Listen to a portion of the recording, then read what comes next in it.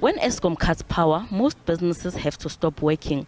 That is if they do not have the means to keep going, like generators, gas or solar. Something that is difficult and costly for many small businesses, like Buns Out Burgers. The business was opened in 2019, 6 months before the COVID-19 pandemic hit and the country was put under lockdown. Operations manager Thomas Savage says they adapted to working under the different lockdown levels, and now that the economy has opened up, they are battling load shedding and the weak economy. Savage says he had hoped for a better turn of events, but he has decided it's time to close the business and cut its losses. I feel sad. Personally, for me, this was a lifetime journey. So I've worked in hospitality for 14 years now. I worked late nights, long hours, or spent 12 years or 11 years of that 14 working for somebody, saving money, putting money away to one day open my own restaurant. And I finally got to that space and by my luck, within 6 months we were into a pandemic. So it's hard to let go because everything I've ever done has led to this point.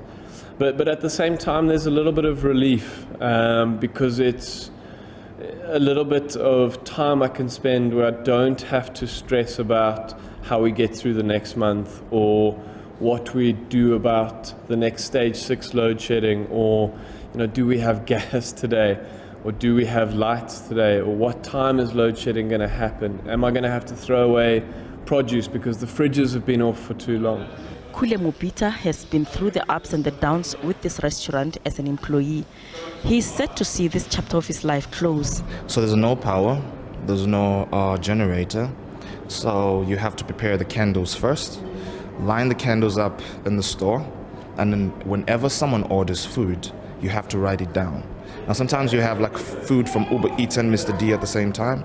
You've got tables in-house, and the process of writing everything down, making sure the kitchen doesn't miss the order, it's a lot of admin, at the same time it's stressful, it's tiring, So yeah, it's been tough, honestly. Even big businesses are feeling the pinch. The South African Chamber of Commerce and Industry says the unreliable power supply is disruptive to business activity and the economy as a whole. I can't sell if I'm not making, and I can't pay you a tax if I'm not actually generating the revenue that I need to generate. So it's a very disruptive thing, and more than anything else, it damages the confidence of people who may have wanted to expand.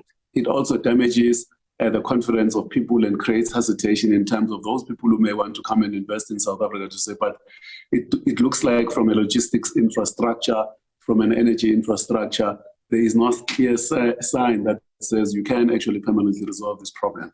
The Reserve Bank says it expects the rolling blackouts to shave about 1 percentage point from the economic growth this year. Wits Business School visiting Professor Yanni Rousseau says the energy crisis weighs heavily on economic growth, and with the slow implementation of structural reforms, South Africa will suffer for some time to come. Cost of the blackouts, rolling blackouts, I should add, to the South African economy cannot be calculated, because we can calculate lost productivity, lost production, but we cannot calculate opportunity cost.